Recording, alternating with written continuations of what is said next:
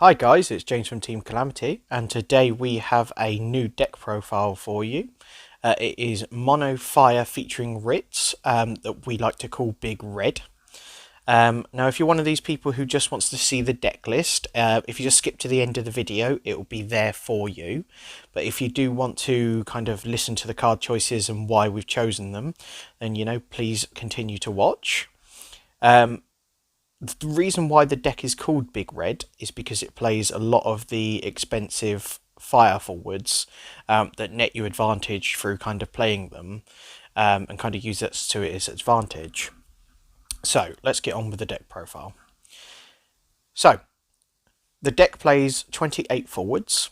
So starting up is 2-drop Zidane from Opus 11.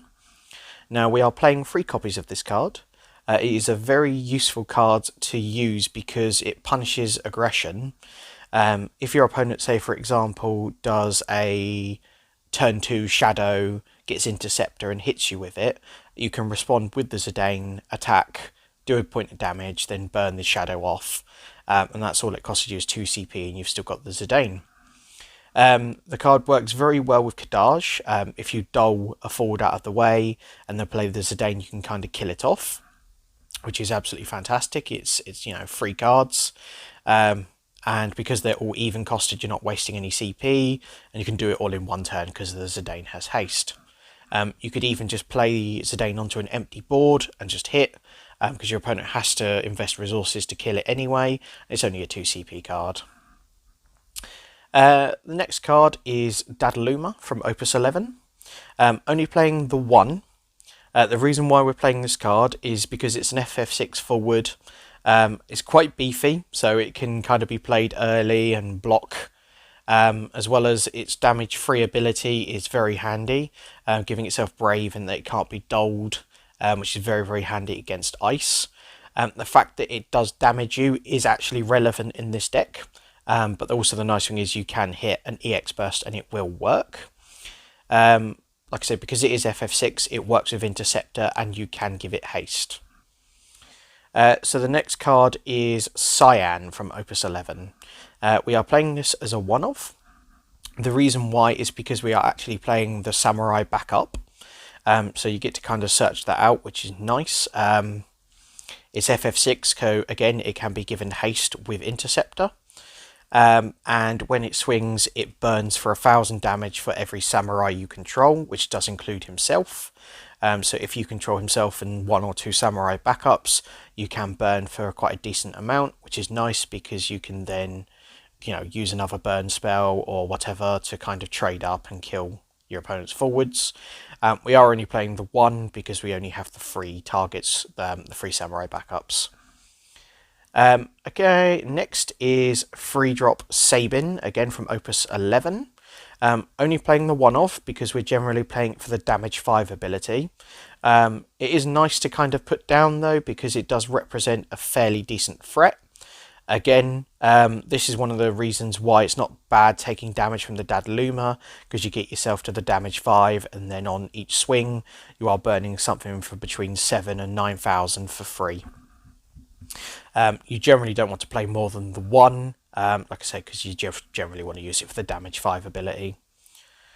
Okay, so the next card is Ritz.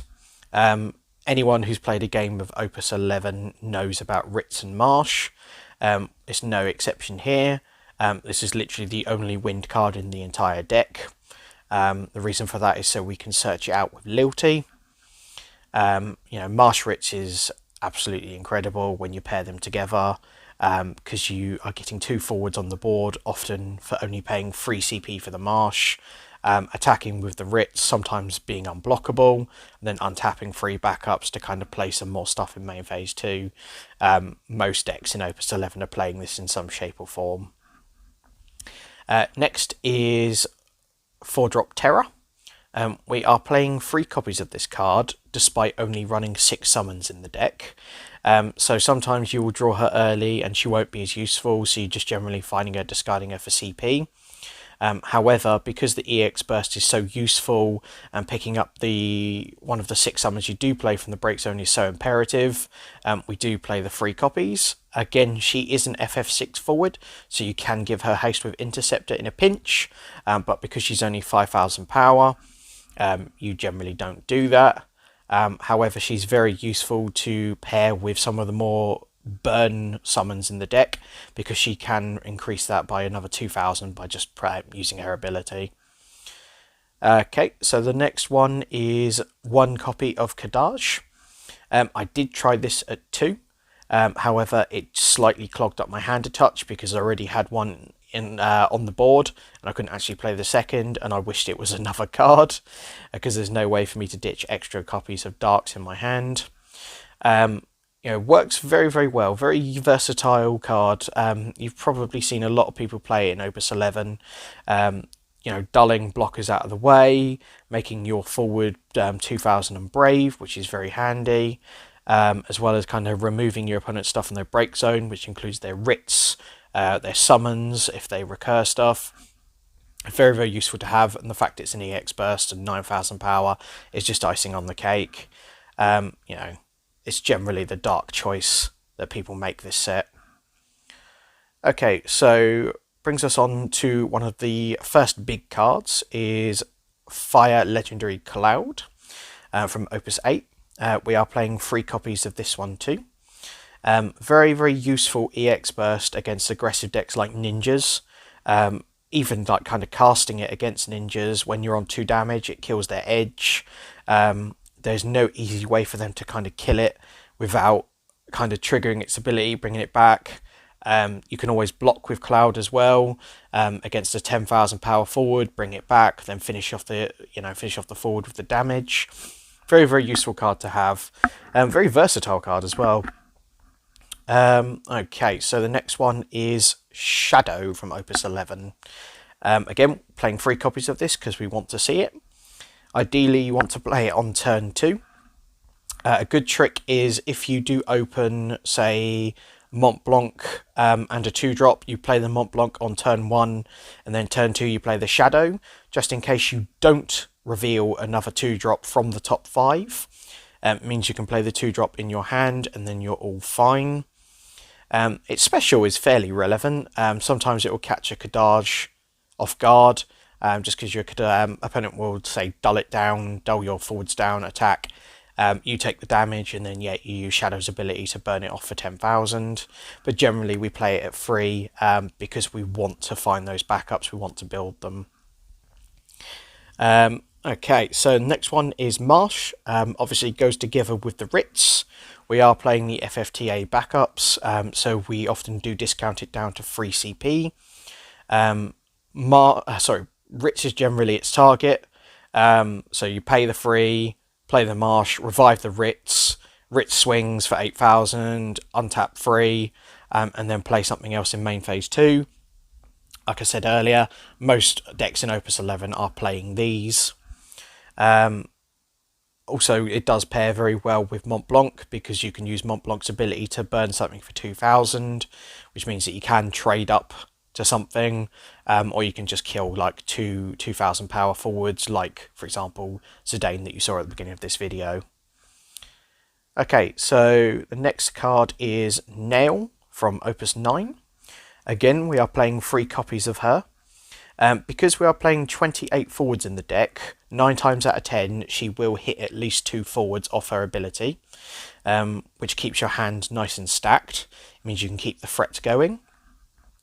Her ability to give herself 2,000 power and haste is fairly good. It means it can survive your opponent's Braska's Final Aeon attacking, and also it means that you can then block, so it trades actually quite nicely with a Braska's Final Aeon.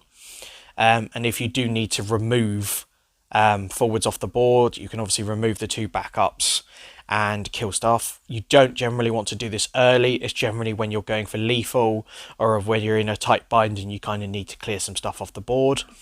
But generally, because you are revealing at least 2 forwards, you are essentially only paying 2 CP for her, which is fantastic value.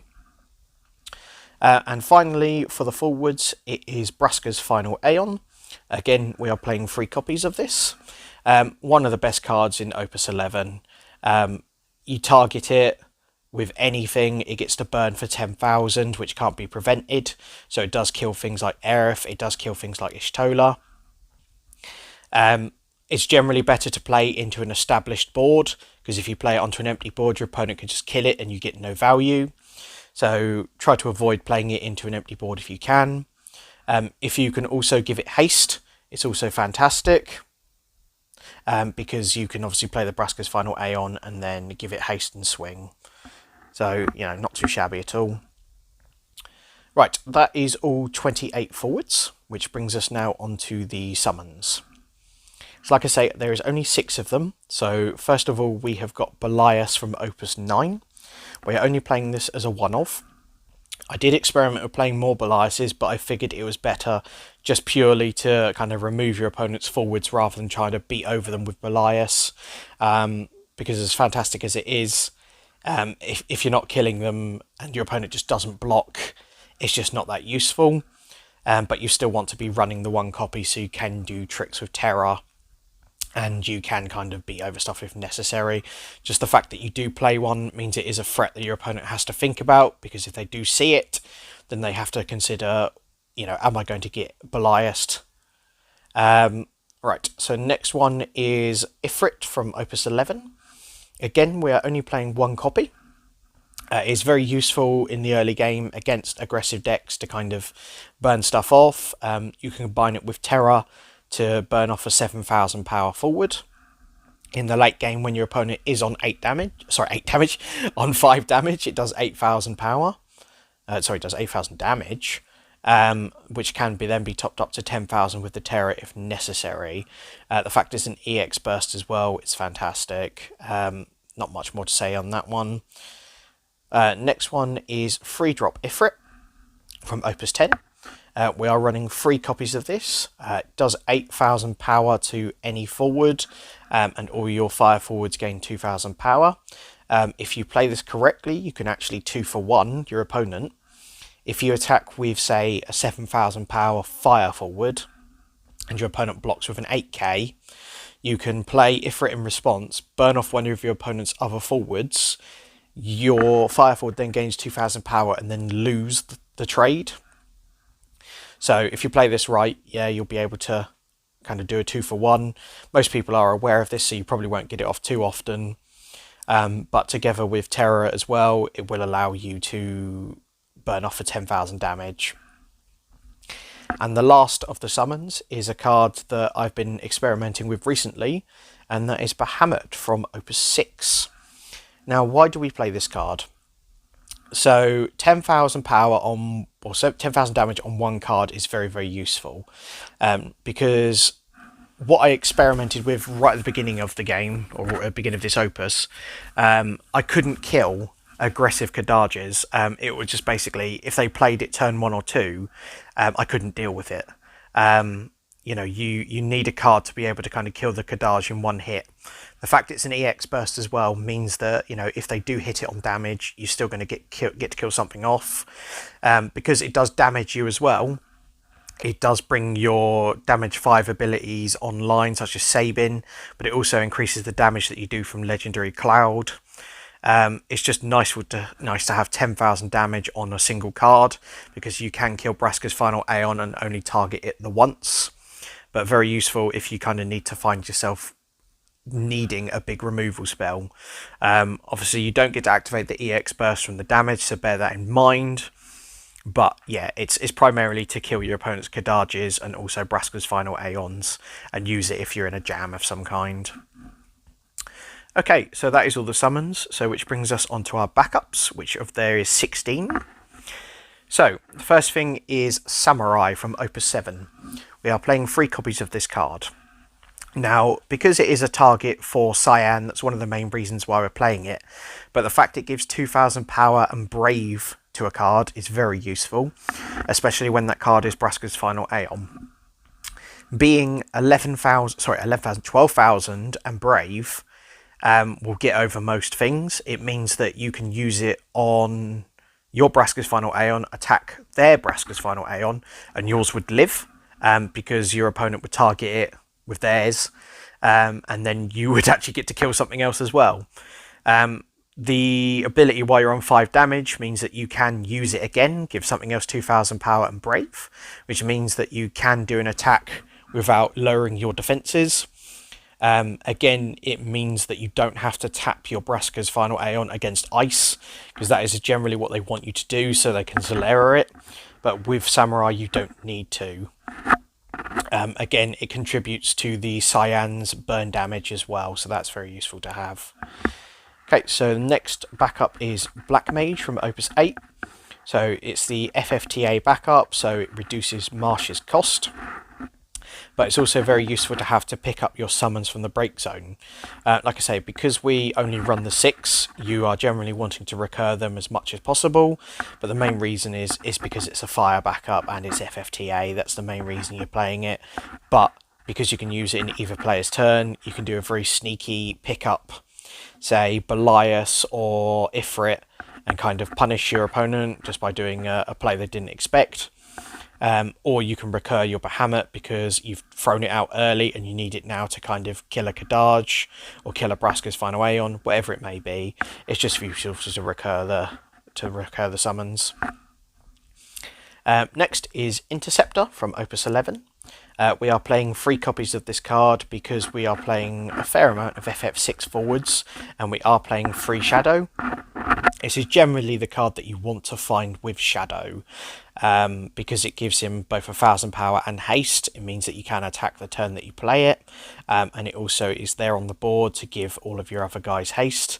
The FF6 forwards are much more useful when they have haste, so we'll play 3 copies of this card because we do want to see it. Next one is Lebro. We are playing 1 copy of Lebro, mainly for the mirror match, but also it makes some of our weaker forwards a bit more of a threat. You've got things like Cyan, which is only 6000 power, knocks it up to 7000. Terra knocks that up as well.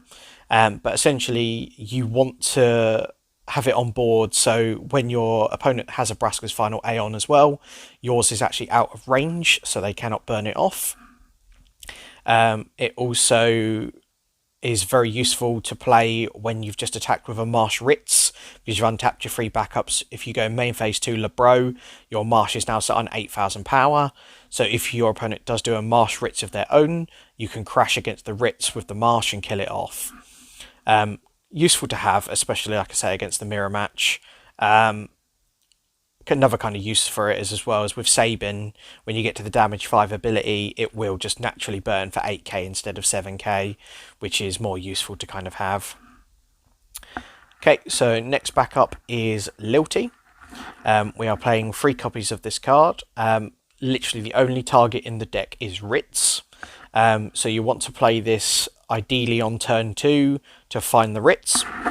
An ideal setup is going turn 1 Black Mage, turn 2 Lilty, get the Ritz, then discard the Ritz and another fire card for Mont Blanc, and get the Marsh to hand. That means you can play it for the free CP next turn, get the Ritz, and then untap 3 backups. That is an ideal start.